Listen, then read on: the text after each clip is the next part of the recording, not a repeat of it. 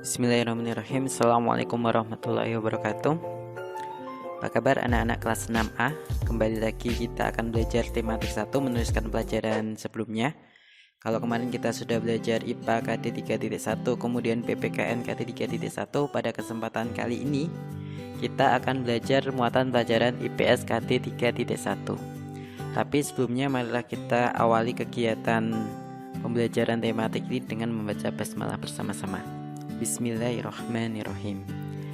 Nah, di sini sebelum saya masuk ke muatan pelajaran IPS KD 3.1, di dalam buku Pupena itu kan menerangkan tentang kondisi geografis negara-negara ASEAN.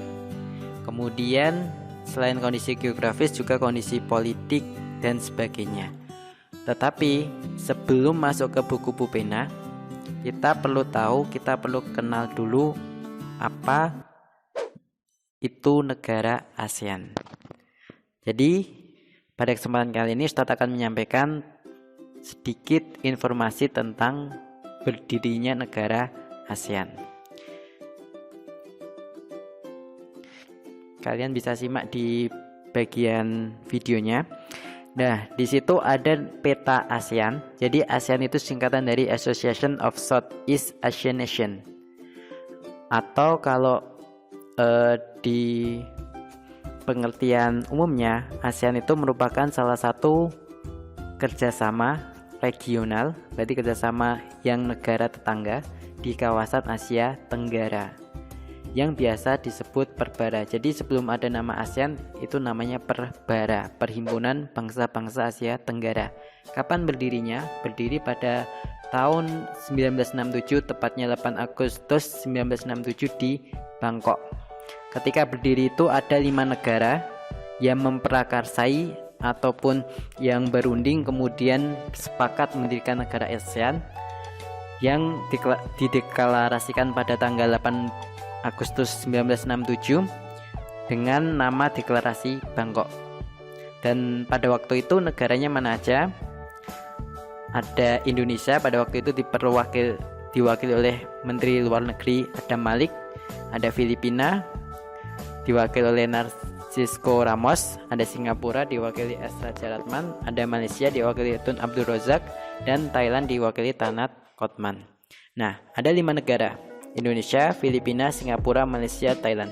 Dan saat ini tahun 2021, negara ASEAN seperti kalian lihat di peta itu ada 10 negara. Jadi dalam keperjalanan dari tahun 1967 sampai 2001 ini ada 5 negara baru yang bergabung dengan ASEAN. Pada tanggal 30 April 1999 itu ada Kamboja, kemudian 28 Juli 1995 itu ada Vietnam. Pada tanggal 23 Juli 1997 itu ada Laos, Myanmar juga sama dengan Laos. Tanggal 23 Juli 1997, kemudian Brunei Darussalam pada 8 Januari 1984. Itu adalah 10 negara ASEAN sekarang. Dan salah satu pesta olahraga di ASEAN yang bernama SEA Games itu juga terdiri dari negara-negara tersebut.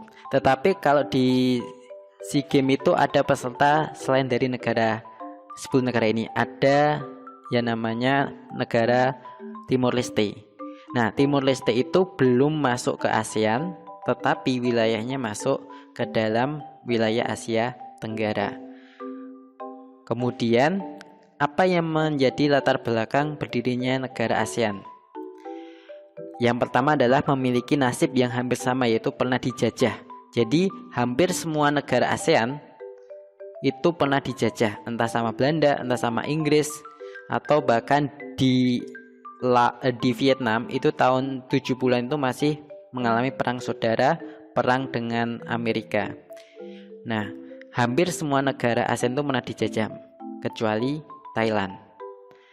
Karena merasa pernah dijajah, maka memiliki sebuah merasa nasibnya sama dan bekerja sama agar nanti tidak akan terjadi penjajahan kembali. Kedua, alasan membentuk negara ASEAN adalah memiliki ras dan kebudayaan yang hampir sama.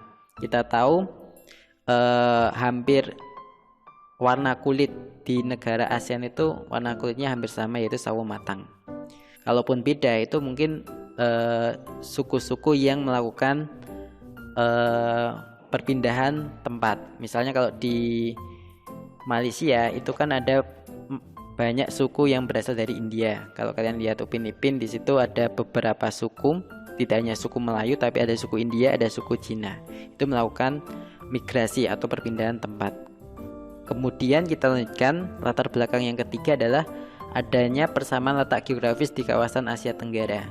Jadi hampir semua negara ASEAN itu berada di kawasan tropis, yaitu kawasan dekat Khatulistiwa, dan musimnya hanya ada dua, yaitu musim kemarau sama musim penghujan. Yang keempat, alasan membentuk ASEAN adalah sama-sama sebagai negara agraris yang berkembang. Negara agraris adalah negara yang menjadikan petani ataupun pertanian menjadi sumber utama pendapatan negara itu, atau pekerjaan mayoritas di negara itu adalah sebagai petani. Nah, kenapa 10 negara ini bekerjasama di dalam dan membentuk sebuah perkumpulan namanya ASEAN? Ada beberapa tujuan. Yang pertama adalah tujuannya peningkatan di bidang pendidikan, peningkatan di bidang ekonomi, dan berbagai kerjasama. Pun juga Indonesia juga berperan pada penyelesaian permasalahan-permasalahan konflik di negara-negara tetangga. Jadi itu alasan kenapa ASEAN itu dibentuk. Dan satu hal yang paling penting atau informasi yang tidak boleh kalian lupa, sekretariat ASEAN ataupun kantornya ASEAN itu berada di Jakarta, Indonesia. Dan setiap beberapa tahun sekali melakukan rapat yang dinamakan KTT ASEAN. Mungkin ini dulu sedikit informasi tentang ASEAN.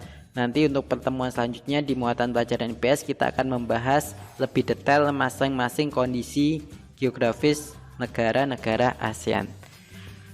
Untuk tugasnya silahkan kalian catat materi ini di buku kalian masing-masing dan pahami.